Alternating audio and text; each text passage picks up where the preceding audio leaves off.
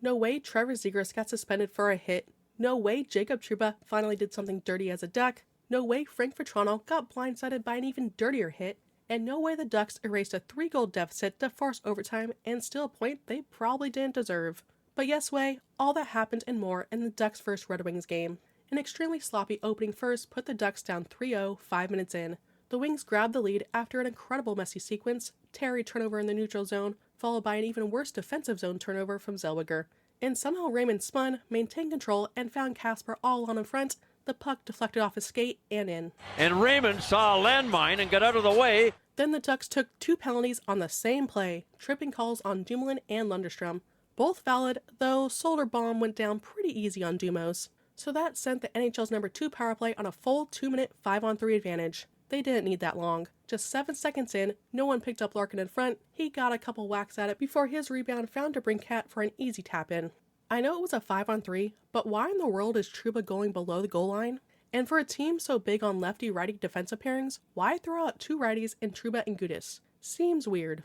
The Wings capitalized again on the remaining 4-on-5 power play time just 37 seconds later. Kane curled at the top of the zone and fired it off the post and in.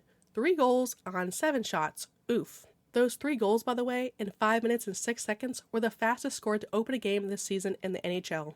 The Ducks were then lucky to skate 4-on-4 after Vatrano shot a puck at Johansson for a cup check. In the world we're living in, look at it. And I think this was a big reason why something else happens later. Shortly after the 4-on-4 ended, the Ducks got on the board. Off a face-off, Vatrano fed Terry in the slot, and Strome buried the rebound, 3-1. That goal gave the Ducks a bit of a spark. They played better through the final whistleless 8 minutes, but they still piled up the bad turnovers. Then again, if it happens every time, is it even a turnover? McTavish showed off his quick hands, but not quick enough and tight. The Wings hit a post off one of those careless turnover passes, still 3-1 heading into the second. And the Ducks took yet another early penalty, and of course allowed yet another goal. They couldn't clear the traffic or find the rebounds, but Compher did. For context, the Wings have 50 power play goals this season, the Ducks 18. So Detroit restored their 3-goal lead. And they nearly made it a 4-goal lead, but the Ducks caught a break as the post bailed them out again. Then the Ducks took advantage with a lucky bounce of their own. McTavish rushed the puck, and after a bounce, Lacombe threw it towards the net where it deflected off Gaucher's elbow over line and in.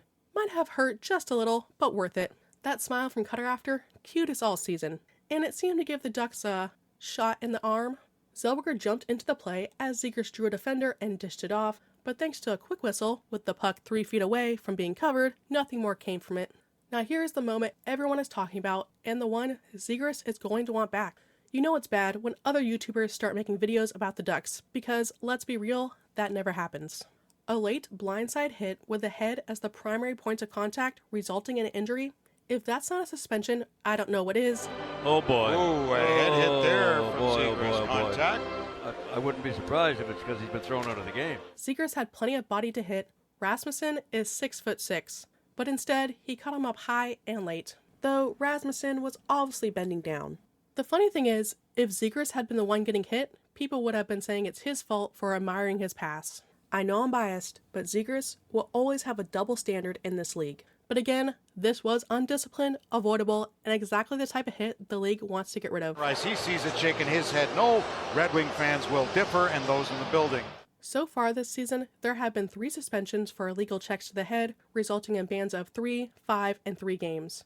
The Jeannot hit on Besser feels like the closest comparison. Besser passes to a teammate. After he does, Jeannot finishes a high, hard check, missing his core and making his head the main point of contact on a hit where such head contact was avoidable. This is an illegal check to the head.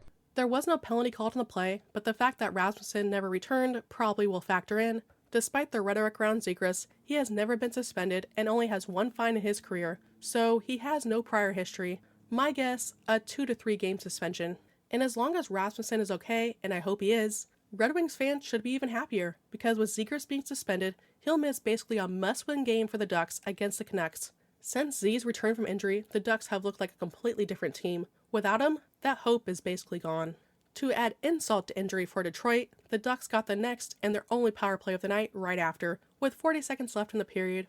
They promptly gave up a shorthanded breakaway that Dostal stopped, and then chaos at the buzzer. Sherratt came in high, either high-sticking or outright punching someone in the head. Wings fans, already seeing red, thought it was Zegras. This was in fact Vatrano. Now to be fair, Frankie had been a pest all night, very Corey Perry-esque, going back to his cup check earlier in the game, so there was some context for the hit. Did Vatrano try to sell it? Absolutely. Was it dirty? Also yes. And the way Sherratt rushed him while he was down already, even dirtier. Honestly, I was shocked the Ducks didn't end up with the extra 2 minutes, but instead, coincidental roughings. But I guess given the context of everything before, a 5-on-3 for the Ducks would have been insane. That meant the Ducks still had the remainder of their power play to start the third, but of course, they didn't score. They are now 0 for 17 in their last attempts. Then in a twist, the Ducks took a penalty, but what do you know? They actually killed it off. The Ducks also got away with another one when Trouba caught Bergeron up high. I've been waiting for Trouba to do something dirty, and here it is. Bergeron was already falling, but still a lucky break for Anaheim. The Ducks struggled to generate much offense in the third, just like most of the game. The Wings got a chance in close and then hit a post. With the Ducks down by 2, Corona made the interesting decision to pull Dostal with 3 minutes and 56 seconds left. Credit where it's due, it worked.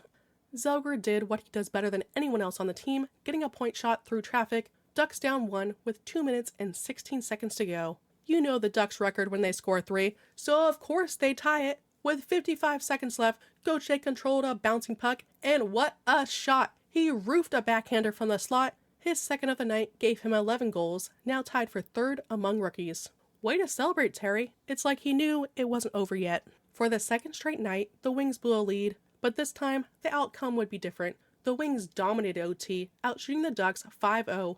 Even so, the Ducks had a chance with a minute left, but Lacombe couldn't get a shot off from a severe angle, and Kane went the other way for his second of the game, bearing a breakaway to hold off the Ducks 5-4.